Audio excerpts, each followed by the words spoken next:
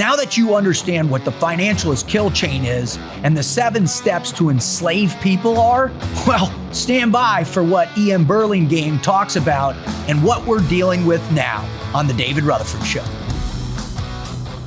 This just hit a whole nother chord. I don't know if you watch Tucker Carlson, but he just had a woman on, Catherine Fritz, who used to be in the government, in the Bush senior government, and she ran kind of the HUD, and she's got this great news site called Solari, and they do these very intense analysis of the economic mismanagement or redirection of economies, and she actually had this really fascinating segment of it where she was saying, and she went back to that famous, September 10th, 2001, where Rumsfeld comes out and says, we're unaccounted for $2.7 trillion. And what she was hinting at or saying is that underneath all these structures, right? I guess those structures of the steps that you were talking about, they're funneling money out of the commoners into these other areas and other places through these different types of systems. So for me, like, as you're saying this, I'm like, whoa, here's a person that was in, and she actually was attacked for 9 years, had to defend herself against the DOJ. They tried to destroy her. She was an investment banker and all this, and they tried to just completely destroy her. And it's like, because she was exposing these hidden secrets of where the money is going and funneling to. And so that kind of brings us up to the modern era, post World War II, after the British host was destroyed and it coming over to New York. And can you just talk, a little bit about that and what you're seeing up until where we're at today and how that worked? Yeah. So I did a series of, the taking over, the jumping host from the British to the Americans started right around World War I. World War I bankrupted the British Empire. Straight up. And not only did it bankrupt the British Empire, it physically killed off their last princes. 47 British noble and royal houses ended in World War I. Wow. Ended. And some of these families were over 1,000 years old. Their connection with their people, the land, they've been able to stand up to all this stuff for centuries. They died in World War I. What happened to all their estates? Given to the bought crown? Off. No. Crown doesn't get that. That doesn't work that way. No, the bankers and the industrialists came in and bought all that stuff. Pennies on the dollar. Wow. Financialized it, used it as collateral in the U.S. to build up further the U.S. So where this starts is Prohibition.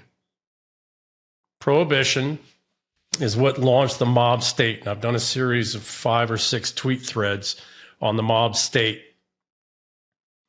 I won't dig into that too much, but basically massive amounts of unearned liquidity poured into the system through illicit means. It's unearned liquidity, meaning it's opium, cash, alcohol, all the gambling, et cetera. Meyer Lansky and all those guys.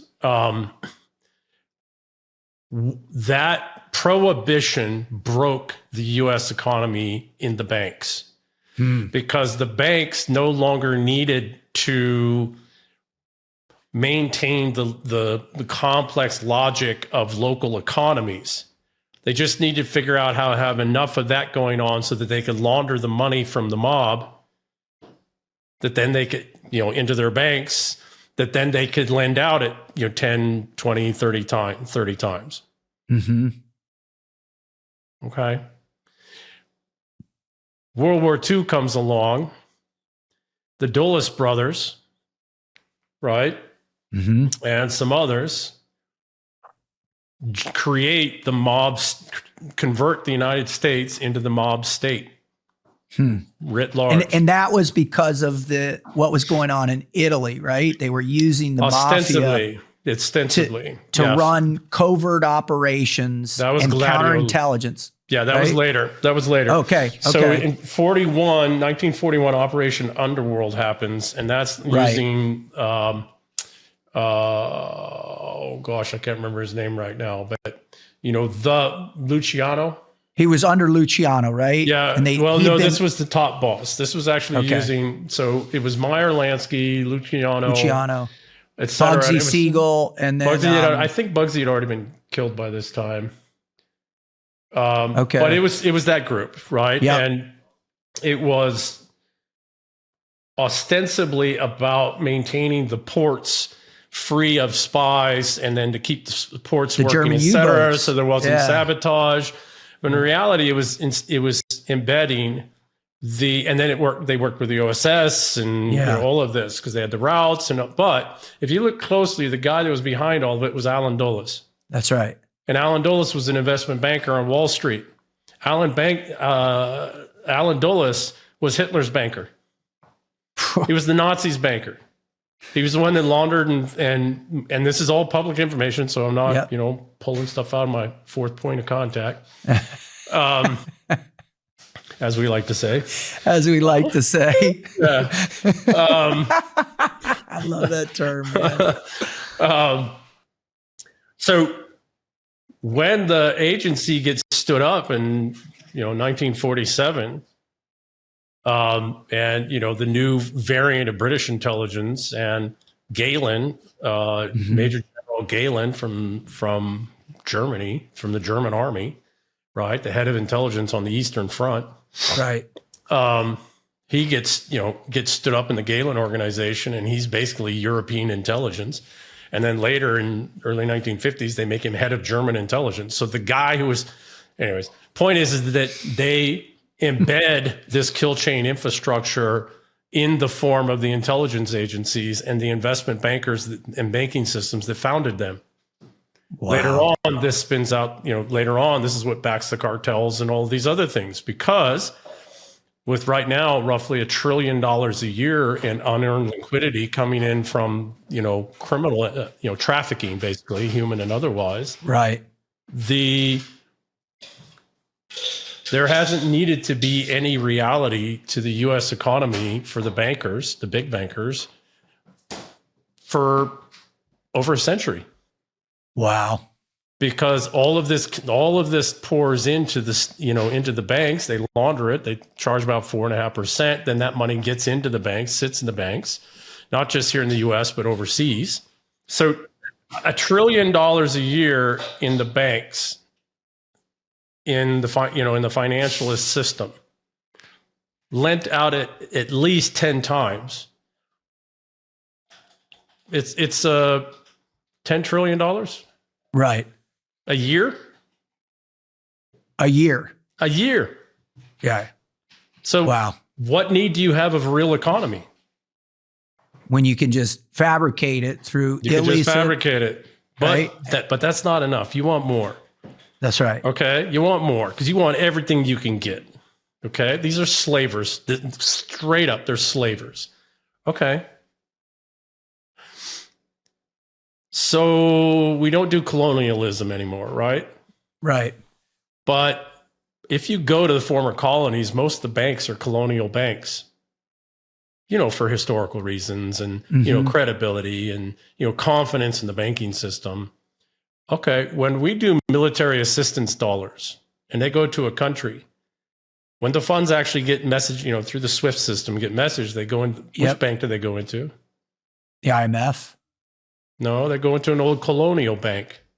Which is? Might go through the IMF. Well, right. An old British bank or old German bank or an old Italian bank or or an old Swiss bank. And that's the stuff Mike Benz is doing such yeoman's work exposing right now. So all of this aid that we put out every year, all the foreign assistance dollars, all of the, this is quite aside from USAID. That's just the influence operation. Right. Quite aside from that, all of the dollars that go out and, let's say roughly $1 trillion a year that goes out ends up going in through, maybe it goes through a couple cutouts, et cetera, but it ends up in a former colonial bank in Kenya or Burkina Faso or somewhere else. Well, where does that money actually end up then if it goes into the old colonial bank?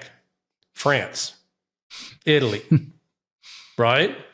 So this old financialist infrastructure, you know, and a lot of it goes through the city of London, or it doesn't necessarily go through the city of London going that way, but coming back as collateral, as liquidity, then it's, you know, out of the city of London, it's out of Amsterdam, it's out of, you know, et cetera, et cetera.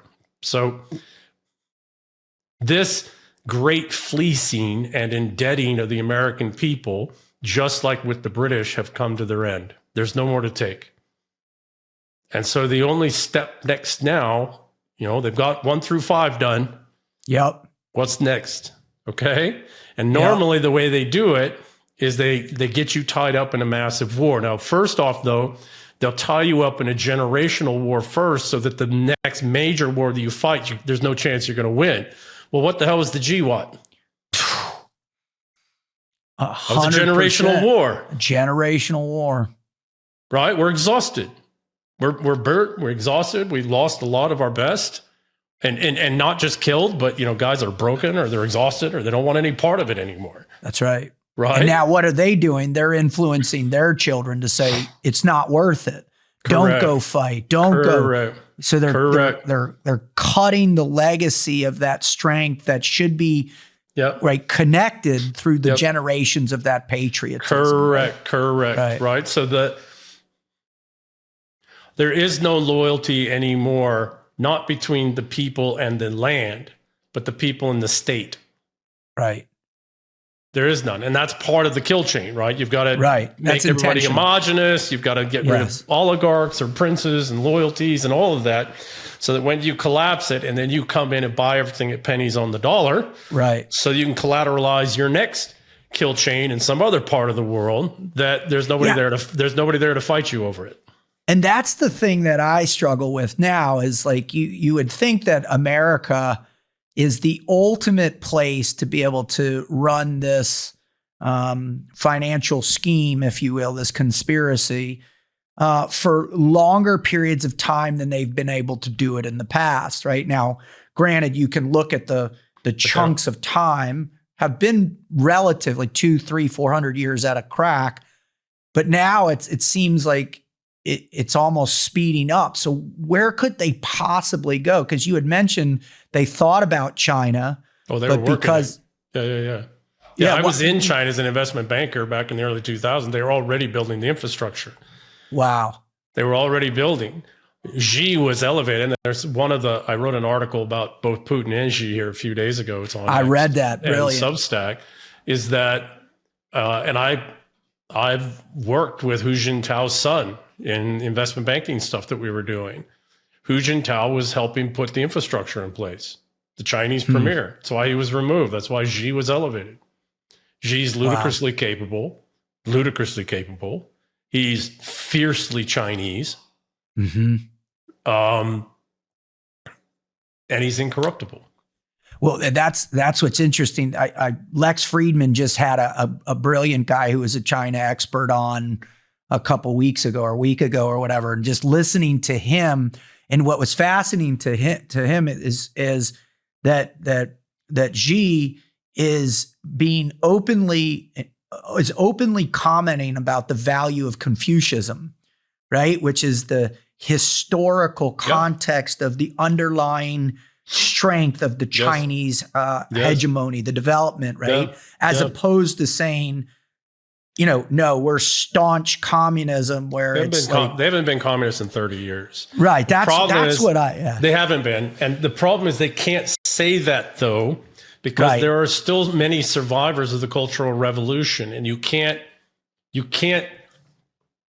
they have not acted and participated as communists in over 30 years. They have not been communists over 30 years. And most of the things that people hear about them is just ludicrous garbage. Right. And the Chinese firewall is in place, but that's to prevent color revolutions. Right. The misinformation ops. That's right. It's to prevent the financialist kill chain from embedding in China. Right. So who becomes the next host? Is it because it can't be anything like India or South Africa? Well, they just tried to carve. Yeah. Well, right now, I think this whole Indo-Pac thing is an attempt to move into India. That's what I'm feeling too. I suspect it is. Yeah. And I'm paying close attention to Modi, what he's saying. I'm watching what he's following, where he's at, who he's meeting with. Yep. I think that's the real target, because it's not only, if China is resistant, how do you take China down? Well, you've got 1.43 billion people. Yeah, but that's not India. going to work. It's not going to work because you cannot fight over the Himalayas at all. It's an impossibility. Yeah, right? I mean, you just can't do it. You cannot fight a war over the Himalayas. And southern China, on the coast of southern China, is actually very mountainous and very difficult. It's only eastern China and northern China that are unshielded. Right. So you're not going to fight a war with the Chinese over. If you want an example of that, look to the Korean War. How did such a small number of people hold off millions of frickin' Chinese and North Koreans? Right. I mean, it was brutal and ugly and horrendous fighting, but tens of thousands of guys, ultimately a couple 100,000 guys, were able to hold off millions. Why? That's right. You ever look at North Korea's terrain? I think it's the Thermopylae concept, right? You find the hot gates somewhere and then you defend that vigorously. Yeah. How about is it possible that, I mean, obviously what we've seen in the last 6 to 9 years in Brazil is Brazil potentially a target? Do you go down there next? Yeah, possibly.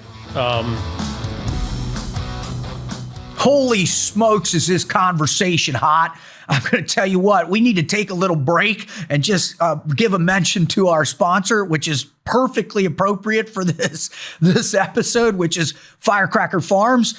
If you love spicy food like I do, well, then Firecracker Farms is your answer. This is hot pepper infused salt in a cool salt shaker. Douse your eggs, douse your meat, douse everything that you love to put in your gut, man. This is the place to go. So visit firecracker.farm, type in RUT, R-U-T, Romeo Uniform Tango 15, RUT 15 for your discount. And I'll tell you what, you'll be supporting a family-owned business. Alex and his family, they make it, they love on it, and they produce this great product for you to have a little bit of kick in your life, right? All right, let's get back to the kick of this episode.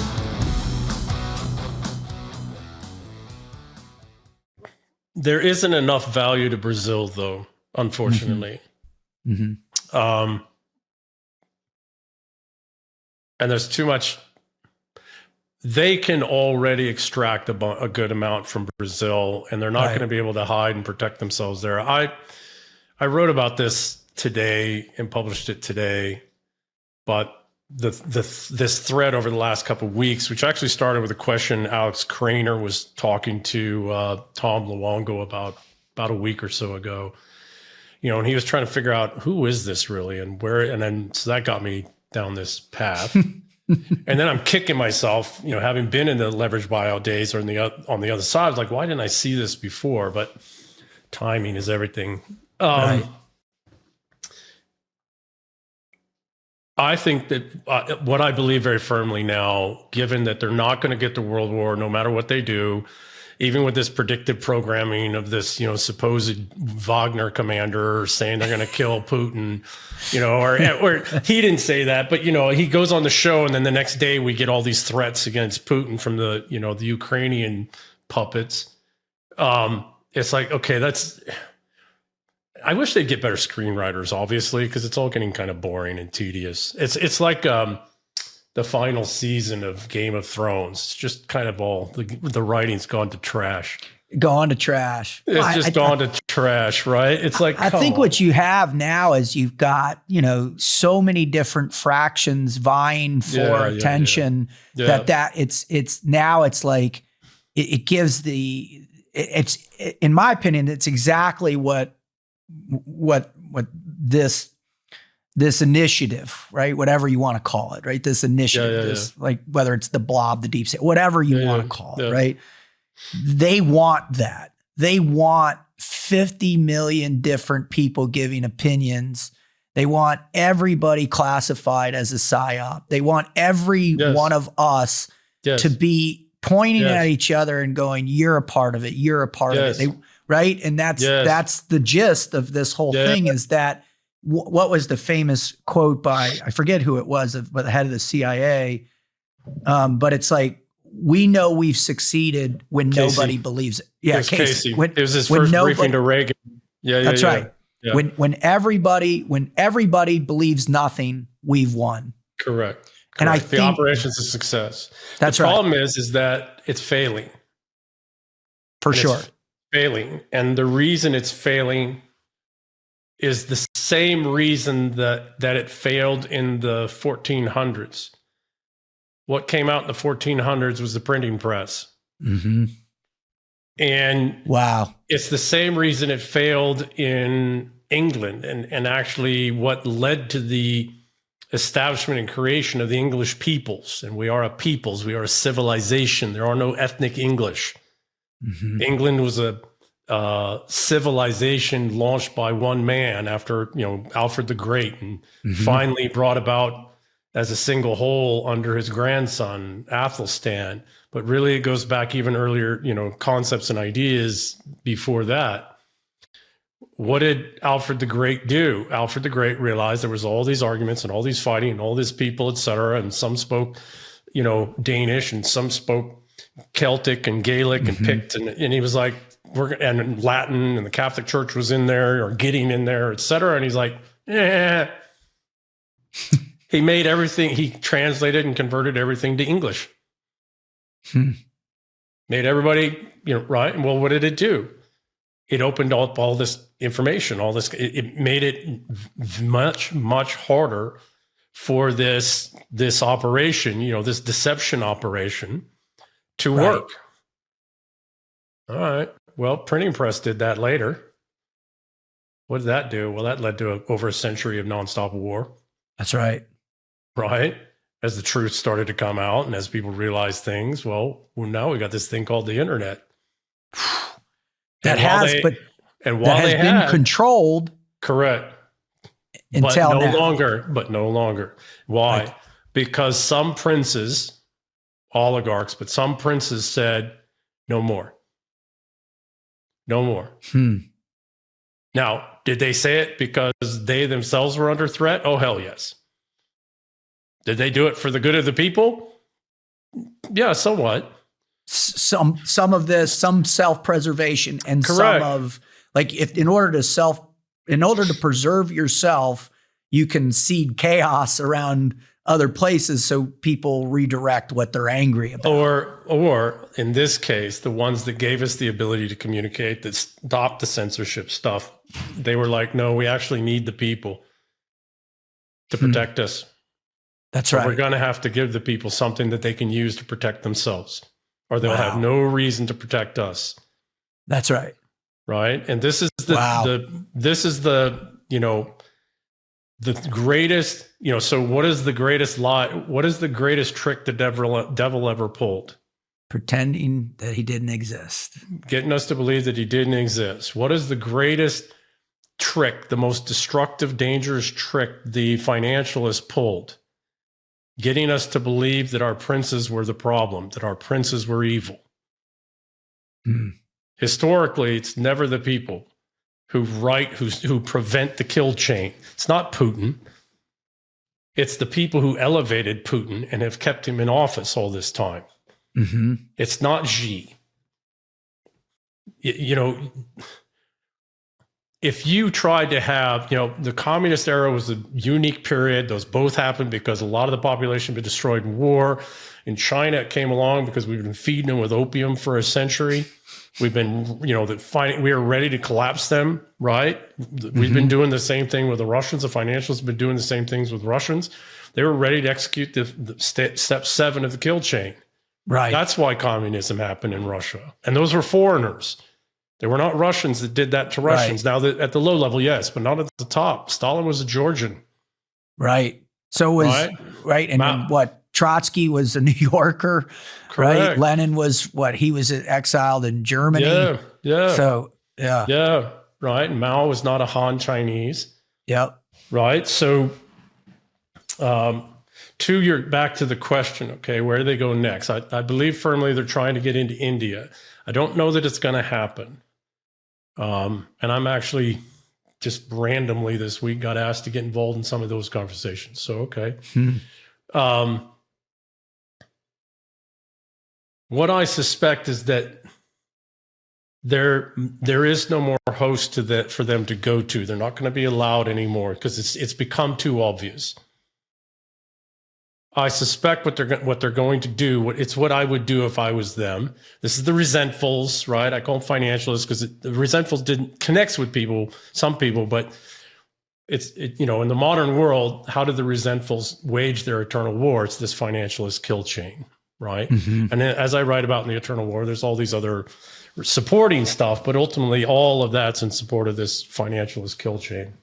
I suspect what they're going to do is, because you can already see it, we've seen going from about $19 trillion in offshore wealth to over 100, maybe 140 trillion in the last 20 some odd years. I suspect what they're going to do is escape off into their spider's web islands. There's a great documentary called The Spider's Web. Wow.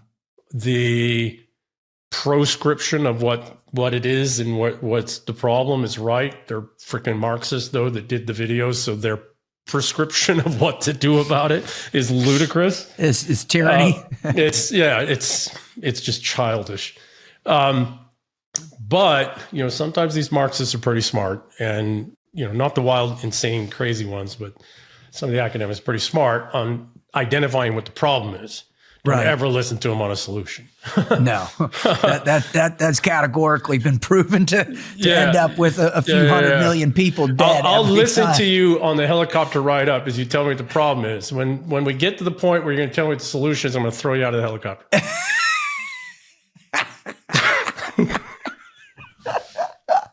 I love it. It's just Tony Montana vibes. I love it. But this is what I suspect's happening is they're not going to get their world war. No matter what they do, it's not going to happen because that goes nuclear fast. Yep. But we're not also going to allow a slow, steady grind to where it kills off. We're not going to allow them to do that kind of a collapse. So what I suspect is they're going to slip into their little island hideouts and their bunkers and everything else offshore and their offshore wealth. And they're going to use the cartels and jihadi. What was the GWAT? GWAT was another corporate hostile takeover. We took over control. They took over control of all the terrorist organizations, criminal organizations. That's what it was. And it's like, oh, you're making that up. No, who are we paying? Who do we just pay to take over Syria? And who we just pay to take over, who's fighting with the Ukrainians right now? ISIS. Why are we paying the Taliban $40 million a week? Oh, and we armed them. With $86 billion worth we of armed armament. them. And we spent 20 years training them, all of our tactics, techniques, and all of our TTPs, everything. All of our everything. That was done on purpose. When I was in working for the agency, I was in one area, and right around there was a British training facility, and we would go over and sight our weapons in and all that stuff over there. And I remember talking to some of the Brits, and these aren't SAS guys or anything they're just pogues out there, getting it done. And they were training. They'd have these classes of Afghan, A&A guys. ALPs, and they were training them, and I went up to these. I'm like, dude, how many guys? And they're like, we do 400 guys every month. And I go, that's a ton of dudes. He's like, yeah. And I go, that's a pretty short amount of time. He's like, you're telling me, because that was back when like the Afghan on trainer was happening all the time. A bunch of Green Berets got killed during that era. And I was like, well, what's your bleed off? How many do you lose? And he said about 40%. Yeah.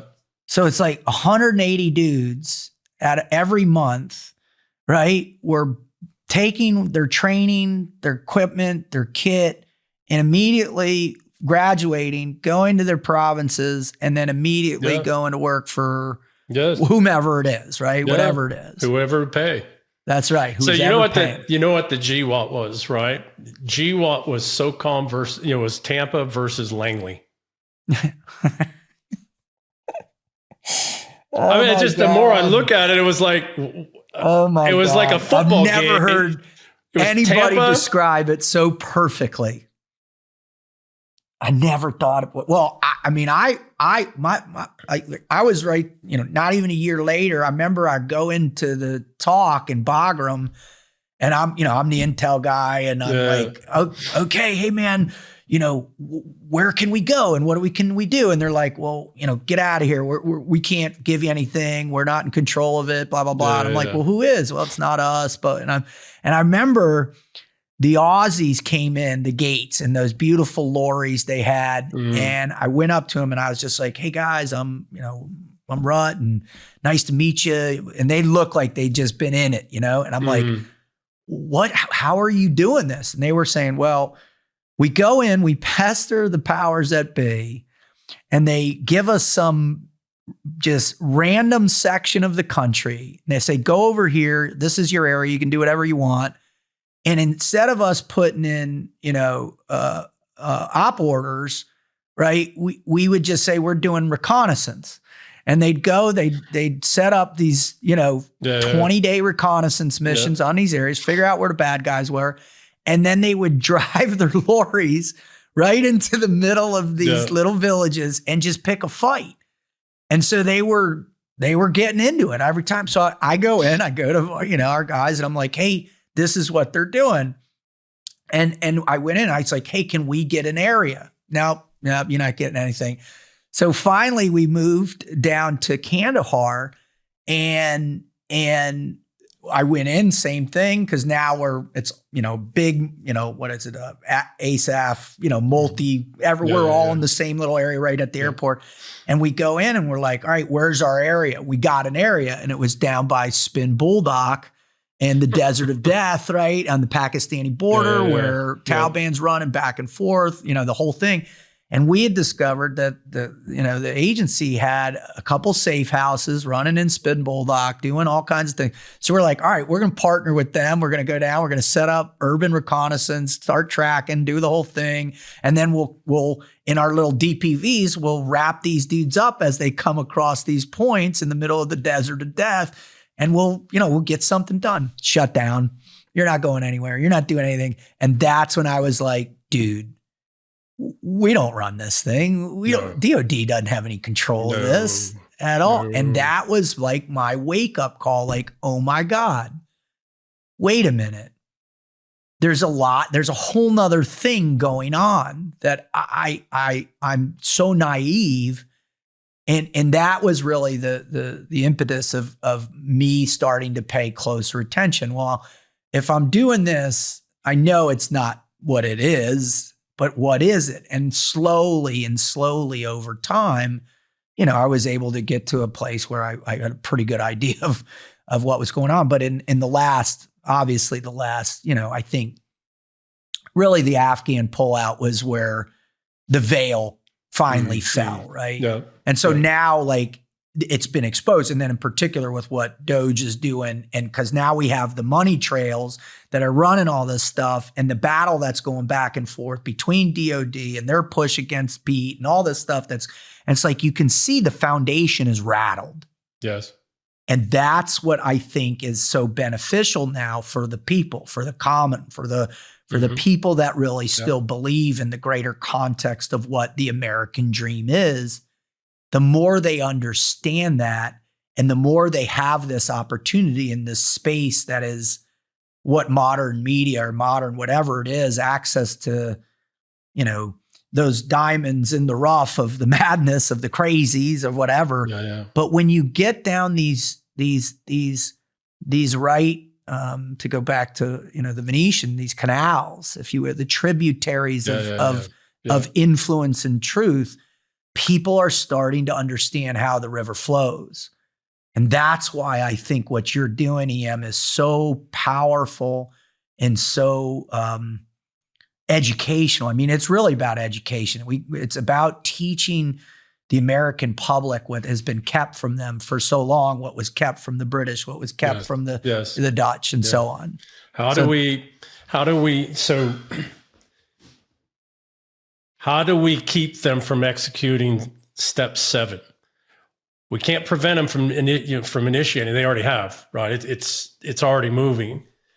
But how do we prevent them from succeeding in step 7 so we don't collapse?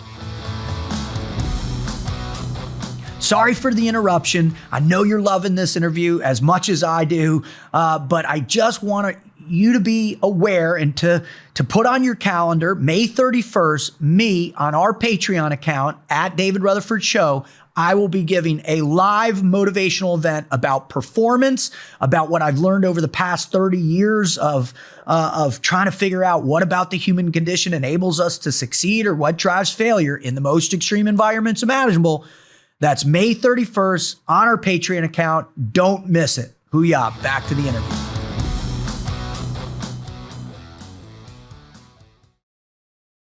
I'm not terribly super smart, but when I get on something, I'll stick on it for years, sometimes decades even, until I kind of understand it. And because I'm not, I've got a pretty good memory for concepts and ideas. I got a horrible memory for names and dates and titles. I don't know. You're pretty awesome today so far. Well, I appreciate it. But, it's like I can't keep up with, like James Lindsay, that's what he does. He's got these whole tables and lists, and I'm like, that's too complex.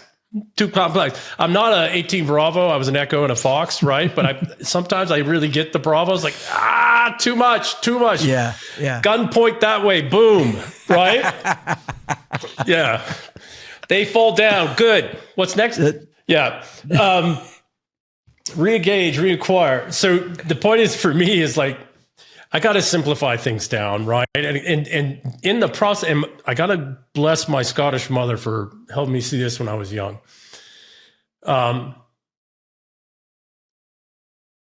We've got to get back to first principles. If we're going to prevent the collapse, we got to get back to first principles, and we need to stop letting them tell us who the enemy is and what the enemy is and how the enemy works.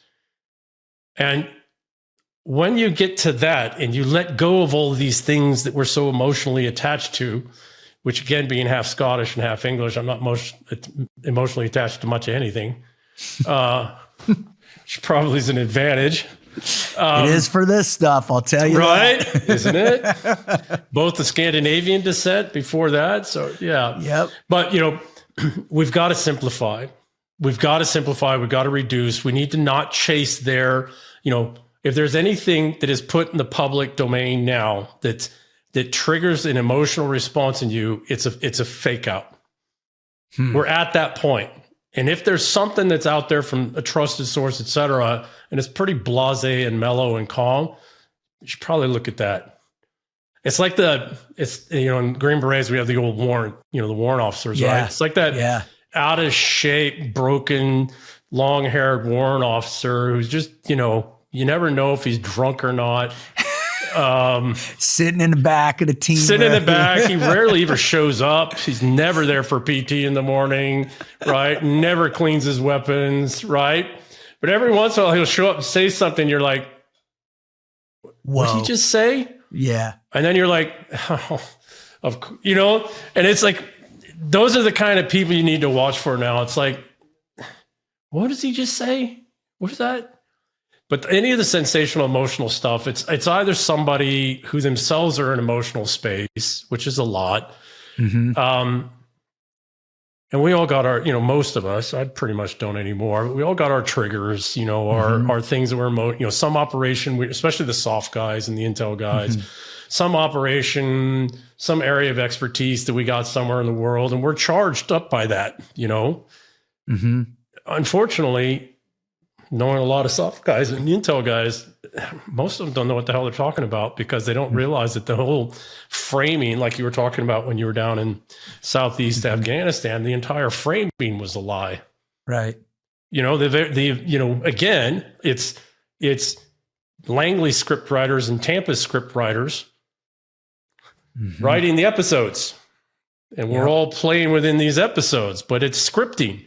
And not always intentionally, so we got to get back to first principles. We got to get back local and small. We got to stop paying attention to things that are, if they can't shoot me, blow me up, and they can't get to me within 3 or 4 days to shoot and blow me up, I don't care. That's going to be the next T-shirt for sure. Right? It's like, honestly, beyond that, what the hell am I worrying about? That's right. That's right. we need to stop, all of this other kind of, it's just, no. Sensationalism. The other piece that we have to pay attention to is that we really are still English. We are the English civilization. We are a civilization. We can all hate each other and angry and battle with each other, but we're a civilization like some of the greatest civilizations that have ever been. And yes, we're Americans, but Americans are English. We are the English peoples. And that includes the Irish and the Scots and the Welsh and the Britannies. And it does include some of the old core members of the British Empire from India and Pakistan. It's why that does matter, because they're also riddled throughout our own, the old parts of the empire. But we are English civilization. We have a certain sets of principles, and we need to get back to those as a people. Forget all this other stuff. Forget all of the, the religious stuff and all that. If you're religious, that's fine. But down underneath, we're a civilizational people, and we need to fucking stand up for ourselves. Forget my language, right? Yeah. Okay. At the core of being English peoples is we are a monarchical people. We are, and again, we have the illusion that we don't have princes, but we vote for them. We elevate them as entertainers and, et cetera. That's all that same wiring, because we're mammals, we're monkeys, and monkeys are wired for this. You cannot remove it. Okay. Make sure it's the right prince. And then come to their defense, because they're in all-out war on our behalf right now. They're doing everything they can to prevent this step 7 of this freaking kill chain. And yeah, of course they're doing it for themselves. They're the ones with all the assets. But there are some of them, like Trump, like Elon, like some of these others, and some that are names that people don't know, that aren't billionaires. There are hundreds of millions or tens of millions. Right. There are these, and at every level, locally, et cetera. They are locked in all-out winner-take-all, life or death. Literally, they shot Trump, tried to shoot him again. They're locked in all-out life and death battle on our behalf. And we need to remember who we are, remember our core nature, and we need to come to their defense and stop chasing all the frickin' rabbits, right?